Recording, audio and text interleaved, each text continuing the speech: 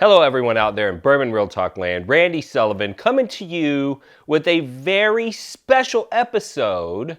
I was noticing a lot of newer whiskey enthusiasts in the Facebook whiskey enthusiast community world asking for buying recommendations. And so I sourced information from Someone Say Whiskey, and I have for you today the top 10 recommendations for those of you who are looking for a buyer's guide, okay? So we're gonna jump right into it. The first recommendation is to buy small. One of the problems that I see with whiskey enthusiasts is they get excited, they get out there, they start reading the forums, and they go out and they buy a full bottle, sometimes a 1.75 liter of anything that they read about. And they don't know whether or not they like it. So my first recommendation is before you start buying whole bottles of things, I want you to go to bars and I want you to try everything, right? Probably not on the same night because we're not trying to die of alcohol poisoning, but just consistently go out and try new things and try before you buy if you can, okay? So that's gonna save you a little bit of money, keep you from buying a bottle, getting home, opening it and deciding that you don't like it. The other thing that you can do is buy small bottles, right? So I have this mini bottle right here. This is a mini bottle of Blanton's, and you're probably not going to find this anywhere. But this was a vintage bottle that was a gift to me whenever I was filming a podcast. Actually, it was with Brad Bonds, who owns Revival Spirits in Covington, Kentucky. So check that out, revivalky.com. Anyway, you can buy mini bottles, and there are a lot of mainstream producers. I know Four Roses, Bullet, there's a lot of options out there. Knob Creek, they make mini bottles, and that'll give you the opportunity to buy a smaller amount, try it at home before you invest in the whole bottle. The next thing would be, I need you to set a budget and do not break it, and make sure that it is a budget that is not going to cause a divorce, okay? People get excited when they get into the whiskey world and they get what we call FOMO, fear of missing out. And they start buying every single bottle that they think may be difficult or hard to find. And often it is an overzealous salesperson telling you at a liquor store that this is a must-have bottle that you cannot miss out on. And the truth is you're just kind of wasting your money. And I have heard stories of people who are spending money that they really didn't have to spend because they were worried about missing out on the opportunity. They didn't know if it was going to come again in the future. And I don't want you to do that. So you need to set a budget and you need to stay within that budget. The other thing is that I want you to never ever pay above manufacturer's suggested retail price, MSRP, okay? Unless you've tasted it first. There are going to be opportunities out there for you to purchase bottles either on the secondary market or at a liquor store that marks their prices up, and that's why they still have it. That's why it didn't sell whenever they first received it. And I want you to make sure that you never pay over manufacturer suggested retail price unless you have tasted that bottle before. And my last recommendation in the buy small category is going to be you may want to join Someone Say Whiskey, the Facebook-based whiskey group. I'm the co-founder. I'm also an admin. And we have an amazing individual named Nellie, who at one time was the manager of a liquor store. She got tired of people coming into that liquor store and saying, do you have any Blends? Do you have any Blends? Do you have any Blends? Do you have any Blends? And she is an avid whiskey consumer. She knows that there are plenty of whiskeys out there on the shelf that are just as enjoyable as Blanton's, that are easier to find. And so she started Someone Say Whiskey Sample Club. And basically, she's put together a network of individuals, and they're now actually helping bottle Iron Root bottles up at Iron Root Republic Distillery, which is not too far from us here, because they're so good at coordinating and they're so good at getting juice in bottles. But the Sample Club basically works like this. They have a theme for each month that they release the Sample Club. They'll go out and they'll buy 4 or 5 bottles that are shelf available products. Usually they're pretty reasonably priced. And then they break those up into 1-ounce samples. They put a little note inside the Ziploc that the samples come in that actually give you tasting notes and an idea of what you should expect from each one of the samples. and they sell those for cost. And the reason why they're for cost is because this is not a profit center. She's not a licensed, liquor dealer. Someone Say Whiskey doesn't sell whiskey. We're just trying to find a way to cover the cost so that we can get samples out. And the great thing for you is that you get to try a lot of new products without buying an entire bottle, only to find out later that maybe it's not to your liking. So the first recommendation is buy small. Second recommendation is understand that price is not equal to quality as you start to acquire bottles. And there are plenty of good whiskeys that are on the shelf, okay? If you start doing blind tastings, especially with some of the common products like Wild Turkey or Maker's Mark or Elijah Craig or Evan Williams, what you're gonna find is that the quality of the flavors of those whiskeys match up to pretty much anything that's on the market. And so, don't get trapped in that vortex of thinking like the more expensive the bottle, the better it must be, because there are companies out there that are trying to take advantage of that thinking and sell products for more than they should be sold for. So the next category is I want you to find what you like, okay? So recommendation number 3 is I want you to try base level products from all the major distilleries before you start buying a bunch of bottles, okay? I want you to try something from Jim Beam. I want you to try something from Wild Turkey. I want you to try something from Four Roses, so on and so forth. And I want you to be concentrating on the flavors and asking yourself, is this a flavor profile that I really enjoy? And help that to guide you so that you can find more of what you like.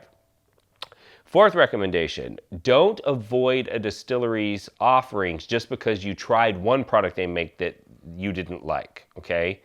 So you may not know this, and as you get deeper into it, and you can search any of this stuff. So if you want to know what a product's MSRP is, you just type the product name in and the letters MSRP in Google and search, and it'll probably be the first result.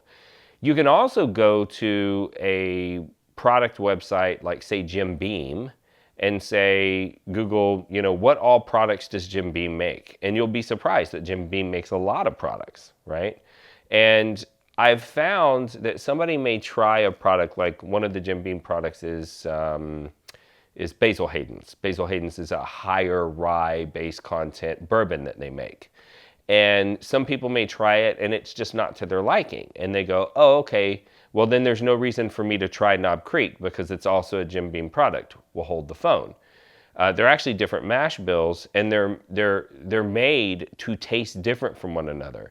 So I don't want you to judge an entire producer based on one of their expressions. Hey there, Bourbon Real Talk listeners and watchers. Randy Sullivan here.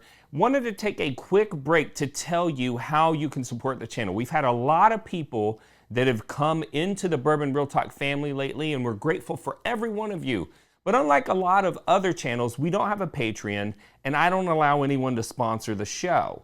So what I do have, though, is some merchandise. We have Bourbon Real Talk hats. We've got Bourbon Real Talk t-shirts. Very soft, high quality. We also have Whiskey Wife t-shirts for the long-suffering significant others in our lives. We have full-size Glens for when you need an official whiskey tasting experience. We have wee Glens for when, you want to drink a little bit less, maybe try a few extra samples. We have insulated tumblers for when you want to drink incognito. We have full-size Glen lanyards for when you need hands-free access at a bottle share. We've got candles, including charcoal and tonka, leather, and Cuban cigar. We have 1 and 2 ounce whiskey sample storage boxes. And of course, we have the American Whiskey Aroma Kit for when you want to step your whiskey game up and be able to break a whiskey down to its components. If you saw any of this stuff, you want to support the channel, you can head on over to bourbonrealtalk.com/shop and pick something up. But if you just want to hang out here and learn, I'm totally happy with that as well. Just happy to have you as a listener. My fifth recommendation is, at least in the beginning, you need to avoid single barrels, because if you're newer and you're trying to develop your palate and figure out what you like, the purpose of single barrels is variety, right? And so you're not learning a whole lot about your palate or the distillery whenever you drink a single barrel. You're learning a whole lot about that individual barrel. And that becomes important and fun for you once you have, taken the time to develop your palate and see what you like. And then you can taste a single barrel and go, do I like this more or less than the regular product? But if you start drinking a lot of single barrels in the beginning, it's just going to confuse your palate, and it may give you the wrong impression about a product line, because often barrels are selected to go into the single barrel program because they absolutely do not taste like the regular product. So never judge a regular shelf available product off of a single barrel version of that product. Sixth recommendation, avoid finished whiskey. Now, finished whiskey is any whiskey that was made through the traditional process, and in the United States, all mash bill-based whiskeys, including bourbon, have to be absolutely unadulterated, and they can only be aged in a new charred oak container, and we pretty much only use oak containers, right? So that's what a mash bill whiskey is. If you take that whiskey out of that original barrel and you put it into a barrel that's used, that used to have something else in it, whatever used to be in that barrel is going to impart flavors into that whiskey. And it may make the whiskey taste good. But if you're newer and you're trying to decide what to buy and where to spend your money, and you haven't figured out quite what you like yet, finished whiskeys can throw you off, because you may discover that you really like port, or that you really like sherry, and that you don't really like bourbon all that much. And then you're going out and you're buying all these port or sherry finished bourbons, and you haven't really developed your bourbon palate yet. So I'm going to recommend, at least in the beginning, until you start to figure out what you like, avoid finished whiskeys. My seventh recommendation is to start with lower proofs. When you get involved in the whiskey enthusiast community, they love to drink super high proof whiskeys. The higher the proof, the more they like it. They're super excited if it's above 140, because then it can't be placed on an airplane according to hazmat law, and they call those whiskeys hazmats, and that's all well and good. But most people are not used to drinking straight cask strength whiskey, and it can be very shocking for your palate. And it can also be a sensory overload, because, the density of flavor molecules that you're getting whenever you drink a cask strength whiskey is a lot. Now, as you develop your palate and you get used to drinking and you start to taste some of the premium offerings, and some of those are higher proofs, your palate will acclimate to those things, and you may find that you gravitate towards those. But I am recommending in the beginning you stick with lower proofs, and lower proofs would be 80 to 90 proof whiskeys, maybe 94. Let's call it 80 to 94 proof whiskeys, okay? Those are typically the entry level, lower level proofs for whiskey that's sold in the United States. My eighth recommendation is going to be to avoid cask strength. So a cask strength whiskey, basically, when whiskey is made, it is typically distilled to around 140 proof. That's 70% alcohol by volume.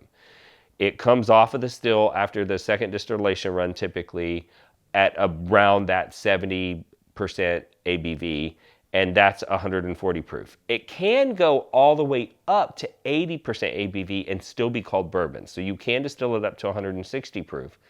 But there's a law that says that you cannot put it in the barrel above 125. And since most distilleries distill to around 140, they have to add proofing water to the distillate before they can put the whiskey into the barrel. And most distilleries have a barrel entry proof of 125 because it's the most efficient way to store your whiskey. The density of whiskey in the barrel is higher, you use less barrels, you need less barrel aging warehouse space.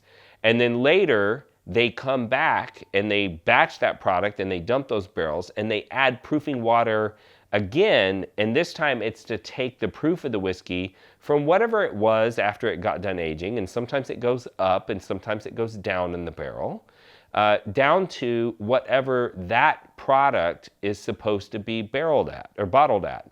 And so, like Elijah Craig Small Batch, for instance, is a 94% proof whiskey. Now, most of the barrels that become Elijah Craig are in the 125 to say 136 range when they get done aging. And so they have to add enough water to that batch to take it from, say, that low 130 proof down to 94 before they put it into a bottle. If they don't add that water, that's considered a cask strength offering because it's whatever strength it came out of the cask at. I want you to avoid those in the beginning, which goes right along with starting with the lower proofs. And so my next recommendation would be to avoid whiskey that isn't straight whiskey. And you may not know what that means if you're looking for a beginner's buyer's guide, but we have a designation for whiskey in the United States, and it's just called a straight whiskey. And then long and short of a straight whiskey is this. It has to come from one state. So you can't blend whiskeys from two different states together. It has to be aged at least 2 years to be a straight whiskey. But almost all straight whiskeys are aged for at least 4 years. Some craft producers will release straight whiskeys that are between 2 and 4 years old, but almost all of them are at least 4 years old. And it means that it's not adulterated and that it follows all the other rules for bourbon and all of those things. So a straight bourbon, you know you're getting a pure, unadulterated product that's followed a minimum standard of acceptability. And at least in the beginning, I would probably concentrate my purchases and the whiskeys that I'm trying on whiskeys that are straight whiskeys. And my last recommendation for you is you need to join an enthusiast community. The most active enthusiast communities are found on Facebook. And you know, depending on what age you are, you may not be super into Facebook, but the Facebook platform is perfect for whiskey enthusiast communities because it provides a platform where people can interact with each other. You can plan events there. You can do educational posts. You can post videos. You can post, written blogs. You can do whatever. And there's tons of enthusiast communities. I recommend you look for one that's local so that you can find other enthusiasts. It's easy for you to get together and share bottles and be able to try a lot of different samples. If you live in the North Texas area and you join the club that I'm in, you can come over to my house and taste out of my 300 bottles and see what you like before you spend a penny on anything, right? And so joining a whiskey enthusiast community can really jumpstart your ability to figure out what it is that you like and to save yourself some money, and also to get access to things that you maybe would otherwise not be able to get access to. I would also, and this is a little bit ironic because I'm asking you to join a whiskey enthusiast community, I would also recommend that you avoid what I call the OG whiskey enthusiast. And you'll know who they are because you'll join a community and you'll ask a question and say, hey, I'm going to the liquor store and I was thinking about buying an XYZ bottle. What do you think? And then some OG will be like, Jesus Christ, you idiot, why don't you use the search function and, just buy the dang bottle and taste it and see if you like it. And OG whiskey enthusiasts are just very irritated that anybody would like whiskey but the 5 people that they know, right? And so I would recommend that you avoid the OG whiskey enthusiast. And the last recommendation, if you do get involved in a whiskey enthusiast community, is you can find a mentor, right? I mean, most whiskey lovers are super generous. They love to share information. And you can even take a friend of yours with you to the liquor store while you're making your initial purchases, and they can make some recommendations. And if it's somebody that you maybe took to a bar and you had some pours with, and they kind of walked you through the base level of flavors that you were tasting and whatnot, you might even discover that there's somebody that your palate and their palate resonate well with one another. And that's somebody that you can trust and make purchasing recommendations for you. And that all would come out of joining a whiskey enthusiast community. So I hope that this was useful information for you, kind of a buyer's guide for you. If you've not watched this channel before, I want to welcome you. Thank you for the view and let you know that this channel is about bringing people together through whiskey. If you don't know this already, whiskey has this amazing power to bring people together, even people who have different ideological views that would maybe otherwise not have anything in common. And that was important to me because unfortunately I lost my younger brother to suicide in 2014. And it was a shock to me to come to the realization that he felt that alone in this world and that desperate. And I didn't want anyone else to feel that way. And I suspect that there are people out there that feel that desperate and feel alone. And as I observed people inside the whiskey enthusiast community, as I got deeper into my collection and being more involved in that community, I saw how people were coming together of all walks of life. And it made me realize that if I can help people get connected to whiskey, whiskey will help people get connected to each other, and then people won't have to feel alone. I also noticed, and unfortunately this even goes on sometimes inside poorly monitored Facebook whiskey-based groups, sometimes people are hateful to each other online, especially around political season. You start talking about hot topics, sexual orientation, political affiliation, race, whatever the case may be, religion, and people will be hateful towards one another. And it made me realize that if someone can hate you and they don't really know you, they've only seen you online, it's possible for me to love you, even though I don't really know you and I've only seen you online. And that's why I end every podcast with the same sign off, and that's this. If you woke up this morning and you were unsure whether or not anyone loved you, just know that I love you, and I'll see you next time on Bourbon Real Talk.